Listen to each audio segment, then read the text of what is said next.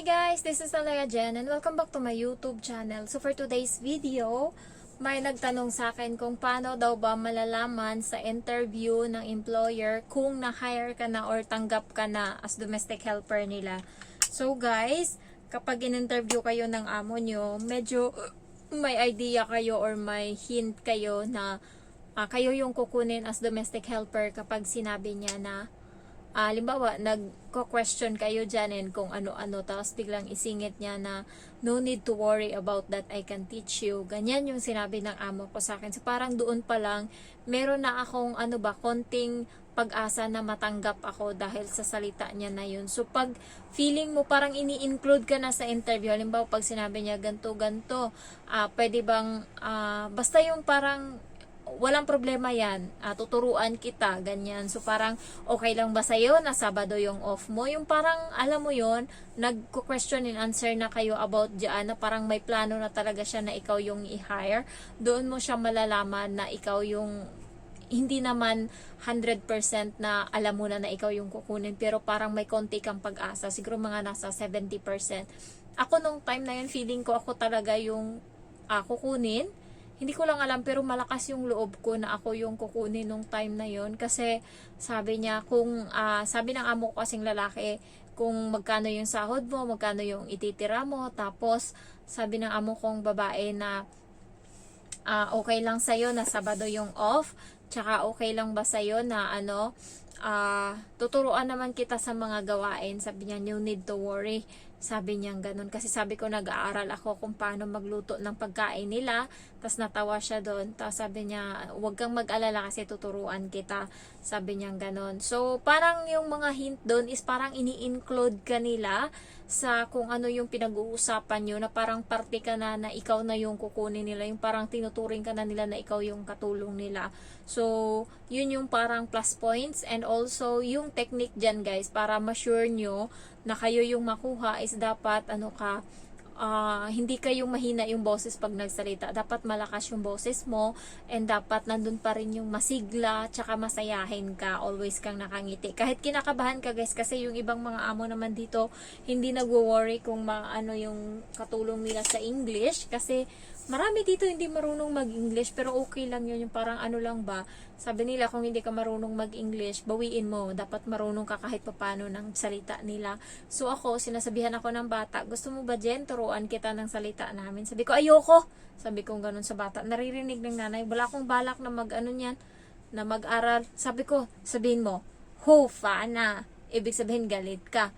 Ho guay, ibig sabihin magaling ka. Ho ling, ibig sabihin maganda or pretty. So puro who. So yan, ginagamit nyo parati yung salita na who. So paano ko anuhin yan? Paano ko aaralin yan kung marami kayong beses na gagamitin yan sa isang salita? So hindi ko alam kung alin dyan yung anuhin nyo. So ayoko mag-aral. Buti kung katulad yan ng Turkish na salita.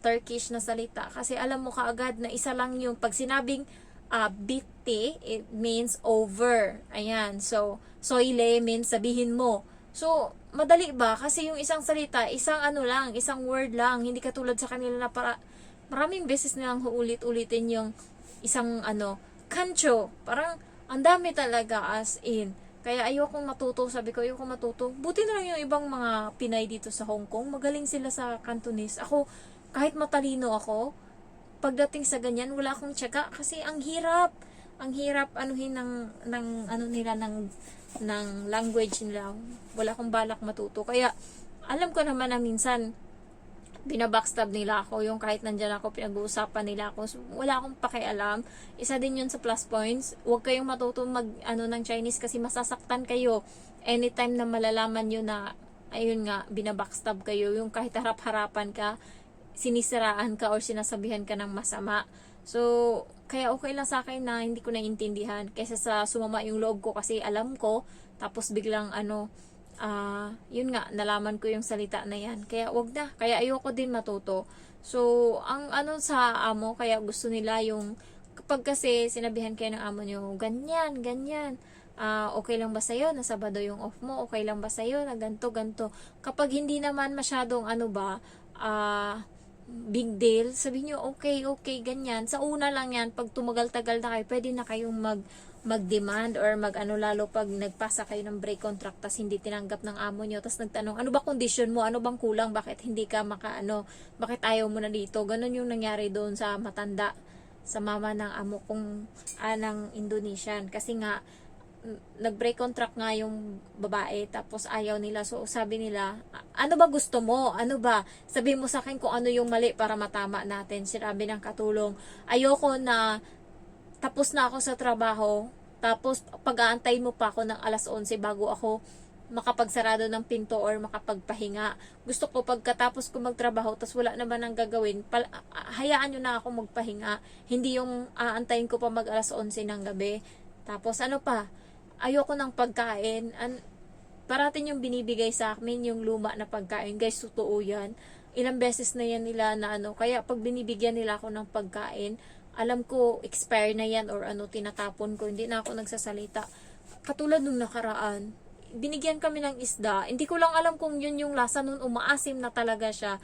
Basta parang hindi ko maintindihan yung lasa. Parang siguro maano talaga yun, sira talaga yun. Malaking isda. Tapos hinati-hati sa aming dalawa ng isang katulong. Kasi kung ano pagkain ko, ganun din yung pagkain niya. Ang kaibahan lang, may baboy ako. Yung sa soup ba na baboy, na karne, piniprito yun ng amo kong lalaki, nilalagyan ng toyo. Tapos yun yung pinapakain sa akin. Tapos, yung iba, gulay, tapos kung isda, kung ano dyan, pareho kaming dalawa na kinakain ng Indo. So, ngayon, sinabi ko sa kanya, wag mong kainin yung isda, kasi feeling ko, ano yun, sira yun. Tapos, minessage niya ako, sabi niya, totoo ka nga, Jen, sira na nga yung isda. Naiiyak ako, sabi niya, kasi, ang hirap-hirap ng trabaho ko sa buong araw, tapos ito lang yung ipapakain nila sa akin, leftover, kung ano yung naiwan dyan. Kung ilang araw na yan, nilagay sa rep, tapos hindi na nila kinakain. Kasi, ang mga Chinese guys, isang beses lang yan nila kainin yung isang pagkain, lalo't mga kung ano-ano. Tapos ayaw na nila, halimbawa ng gulay, ayaw na yan nila. Tapos yung mga natira na gulay, yun yung binibigay sa amin. Buti na lang ako, isang beses lang ako sa isang linggo kakain doon. Yung katulong is doon siya kumakain araw-araw.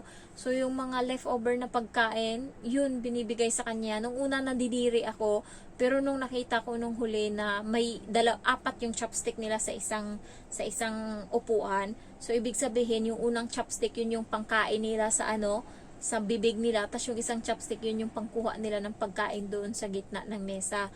So ang inaanuhan lang nila na ayaw nila is yung amo kong lalaki kasi dugyot.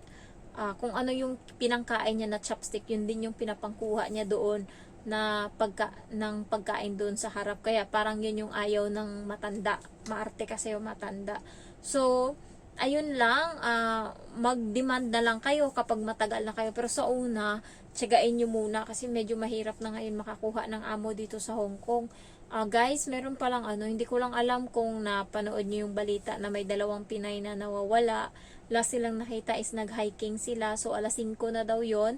Nandun pa sila sa bundok. So, kailangan mo pa daw maglakad ng 2 hours bago ka makarating sa jump off.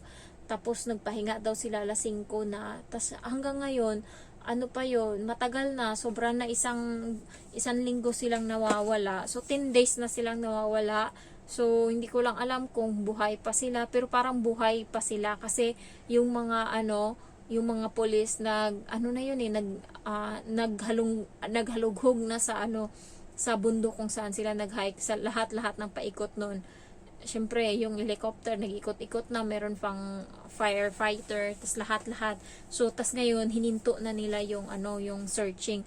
So, ibig sabihin nun, may may tendency na may lead na sila. Siguro baka, hindi daw nag-cross country kasi nga, walang record sa immigration. So, nandito lang yun sa Hong Kong. Kung hindi sila namatay, kasi 10 days na, tas tinigil na yung rescue. Ibig sabihin, may ibang lead. So, kung hindi sila namatay, nandito sila sa Hong Kong nagtatago. So, ang tendency nun kapag nahuli sila, tapos nalaman na buhay naman sila, tapos pinaghahanap sila ng mga pulis, may mga kaso sila na haharapin. So, kayo guys, advice ko lang sa inyo, pag nag-hike kayo, kung bago pa kayo dito sa Hong Kong, sikapin yung dapat alas 3 bumaba na kayo ng bundok. So, ganun kami. Hindi kami nagpapaabot ng alas alas 6 sa bundok. So, dapat alas 3 pa lang nagsisimula na kami. Tas, may time pa nga sa Needle Hill na alas 3 na, nasa bundok pa din kami. Tapos, malayo pa. Hindi pa namin narating yung summit. Para na akong maiiyak. Tapos, ang layo-layo pa ng nilakad namin. So, grabe lakad, takbo na kami. Sobrang sakit na ng katawan ko, ang sakit na ng balakang ko, kakalakad, takbo. Yung parang hindi na namin iniinda kung masakit yung katawan namin. Ang kailangan namin bilisan, baka kasi doon kami maabutan ng gabi. Doon yun sa kung saan siya nawala. Saan sila nawala, kasi doon yung connected nun. Yung parang isang kalat-kalat yun, maraming mga ano doon, mga bundok. So, may mga monkey doon. So, nung pagdaan namin, ilang beses kaming nakakita ng mga unggoy. Hinayaan lang namin as long as hindi ka nila nakita na may plastic, wala silang pakialam sa'yo. So, dumating kami doon sa may pinakatuktok alas 5 or alas 4:30. Tapos parang mga 15 minutes lang kami, tas bumaba na kami, lakad, takbo na yung ginawa namin para makababa. Saktong alas 6 na sa na kami, sa jump off na.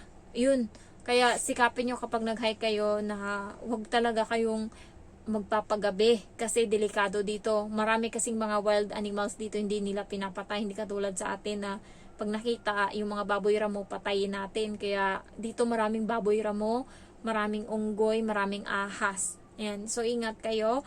Ayan. So sila parang nagsisimula na yung mga pulis na maghalungkat ngayon kung saan maraming mga domestic helper na nakatambay or sabihin nating nakatira na nagbibid space. So, naghalungkat sila. Baka doon nila to matagpuan. So, yun yung kinakatakot kasi nga 10 days na silang nawawala. So, kung hindi sila umalis dito sa Hong Kong, nandito sila, may tendency na mahanap talaga sila. And ngayon, binabalita na yun sa Pinas, binabalita na din dito sa Hong Kong. So, ayun lang guys, ang ko lang, malalaman mo lang, hindi natin masabi yung utak ng amo. Minsan kasi paasa din yung mga yan. Sabihin na, sige, tatawagan na lang kita or mamaya maano mo yung desisyon. Yung sa akin, nag-thank you lang ako sa amo ko, hindi ako basta ang pinaka-last ko na parang binigay ko sa kanila na parang yun na yung last card ko or last na alas ko, sinabi ko na, doon sila parang natahimik, sinabi ko, kapag ako yung hinire nyo, last ko na yun last talk, yung parang, okay, wala na kaming sasabihin. Sabi niya gano'n. Sabi ko, do you have anything to say? Sabi niya gano'n. Sabi ko, ma'am, kung ako yung i-hire nyo, pipilitin ko or sisiguraduhin ko na yung anak mo is ituturing ko na parang anak ko din or kapatid ko. Sabi ko gano'n sa kanya.